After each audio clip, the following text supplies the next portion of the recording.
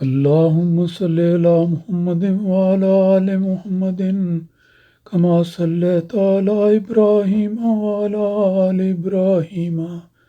إنك حميد مجيد. اللهم بارك على محمد وعلى آل محمد كما باركت على إبراهيم وعلى آل إبراهيم انک حمید مجید. درس حدیث کے سلسلے میں نماز اور اس کی اہمیت کے حوالے سے میں چند ایک اور حدیث آج پیش کرنا چاہتا ہوں. پہلی حدیث کے الفاظ اس طرح پر ہیں کہ ان عائشہ رضی اللہ عنہا ان النبی صلی اللہ علیہ وسلم قال السواک مطہرۃ للفم مرضات للرب. حضرت عائشہ صدیقہ رضی اللہ تعالیٰ عنہ رسول پاک صلی اللہ علیہ وسلم کی زوجہ مطہرہ وہ بیان کرتی ہیں، اور یہ بات اس لیے قابل ذکر ہے کہ آپ نے یہ بات رسول پاک صلی اللہ علیہ وسلم کی زندگی میں بارہا دیکھی اور اس چیز کا اہتمام کرتے ہوئے رسول پاک صلی اللہ علیہ وسلم کو پایا. اس لیے آپ نے اپنے مشاہدے کی بنا پر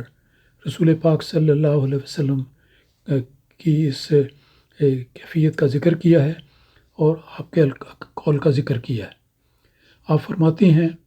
حضرت عائشہ صدیقہ رضی اللہ تعالی عنہا کہ حضرت صلی اللہ علیہ وسلم نے فرمایا ہے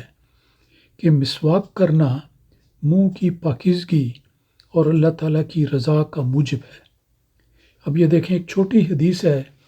ایک بظاہر معمولی بات کا ذکر کیا گیا ہے، لیکن بڑی اہم بات ہے کہ ہر نماز سے پہلے اول تو ہمیشہ ہی ایک مومن کو اپنا منہ صاف رکھنا چاہیے. جب بھی کھانا کھائیں، کوئی چیز کھائیں، اس کے بعد اہتمام کریں کہ مسواک کر لی جائے، برش کر لیا جائے یا منجن وغیرہ سے منہ صاف کر لیا جائے. تو حضرت عائشہ بیان فرماتی ہیں کہ رسول پاک صلی اللہ علیہ وسلم کا ارشاد یہ ہے کہ مسواک کرنا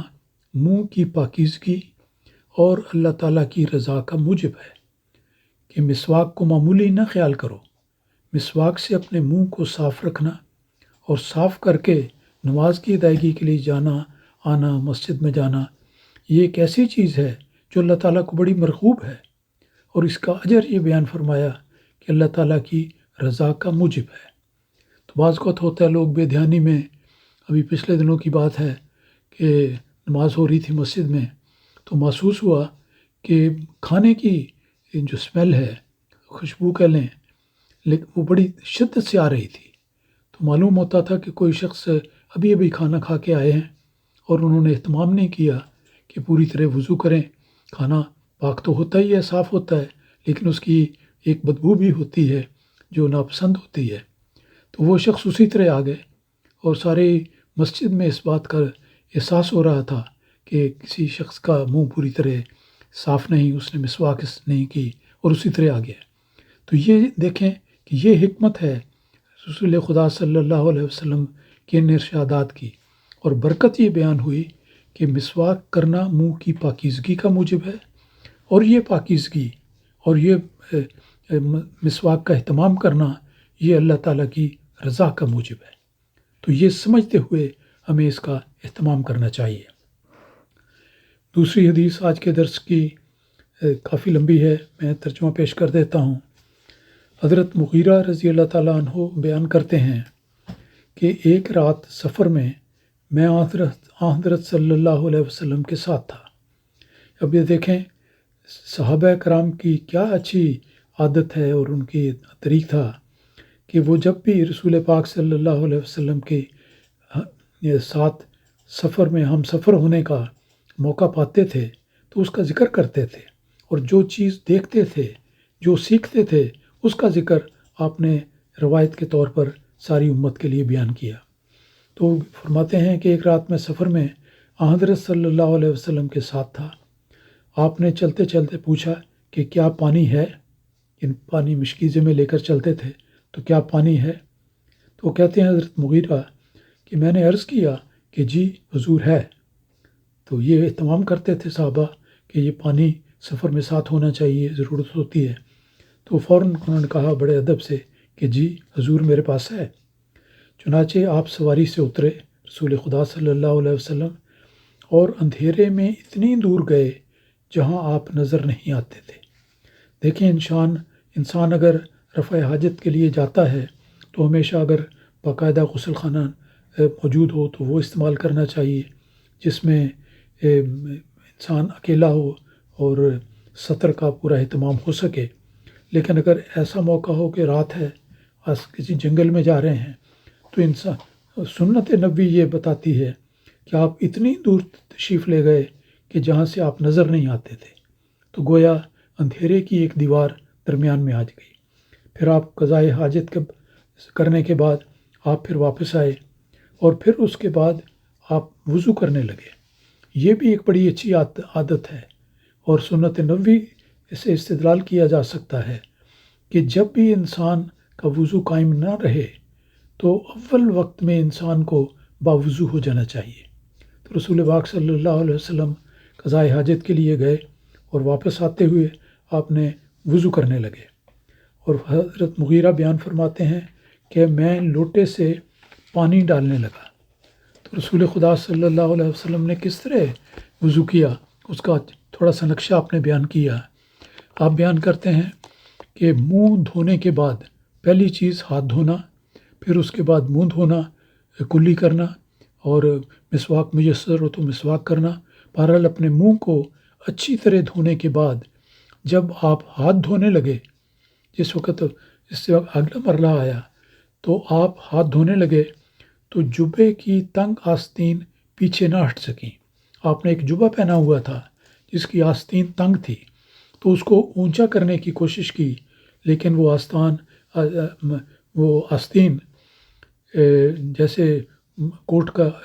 بازو ہوتا ہے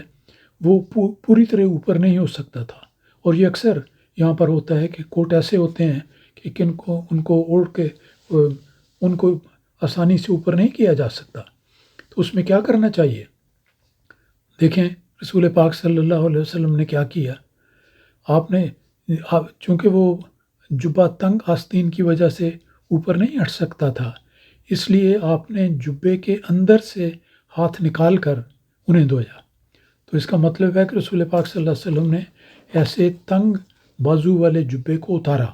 اگر ایسا کوٹ ہو تو اتار دینا چاہیے، اور پھر اس کے بعد وضو کو آگے چلانا چاہیے۔ تو اس لیے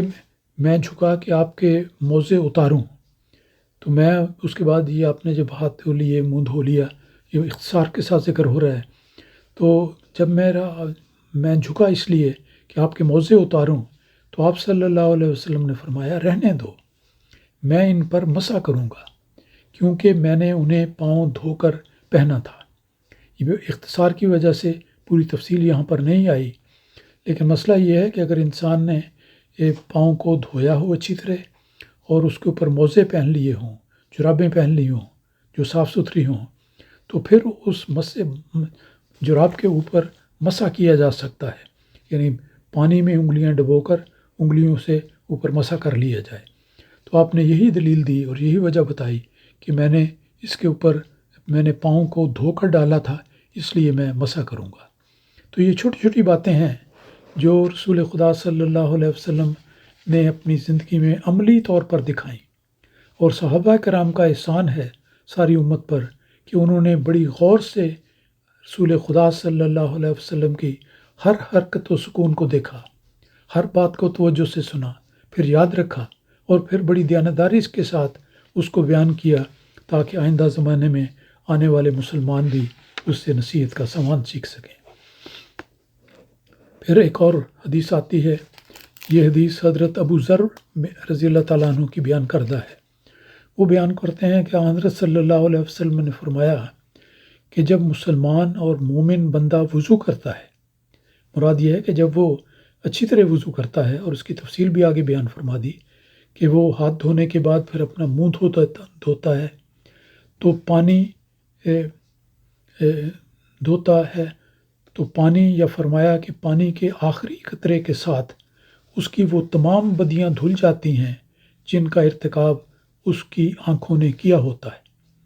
آنکھیں چہرے پر ہوتی ہیں، تو چہرے پر جب پانی ڈال کر انسان چہرے کو دھوتا ہے تو انسان کی نیت پر منحصر ہے اور انسان کی نیکی پر کہ ایسا کرنے سے اس کی برائیاں جن کا وہ ارتکاب کر چکا ہو، وہ بدیاں، وہ ساری دھل جاتی ہیں، اور جو ایسی برائیاں جن کا تعلق آنکھوں سے ہے وہ بھی دور ہو جاتی ہیں۔ تو یہ فرمایا کہ اس لحاظ سے پورے اہتمام کے ساتھ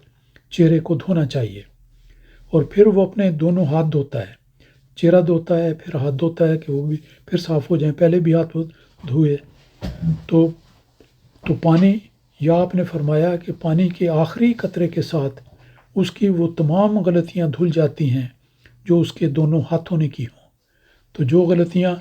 پہلے ذکر آیا تھا آنکھوں کی غلطیاں، پھر ہاتھوں سے جو غلطیاں ہیں وہ ہاتھ دھونے کے ساتھ اور ساتھ ساتھ جب انسان دعا بھی کرتا رہتا ہے تو وہ دھل جاتی ہیں، یہاں تک کہ وہ گناہوں سے پاک و صاف ہو کر نکلتا ہے۔ یہ ہے اصل الاصول کہ وضو کرنا انسان کو پاکیزگی عطا کرتا ہے، انسان کے جسم بھی پاک ہو جاتا ہے، وہ اعضاء جو باہر ہاتھ پاؤں کسی جگہ لگے ہوں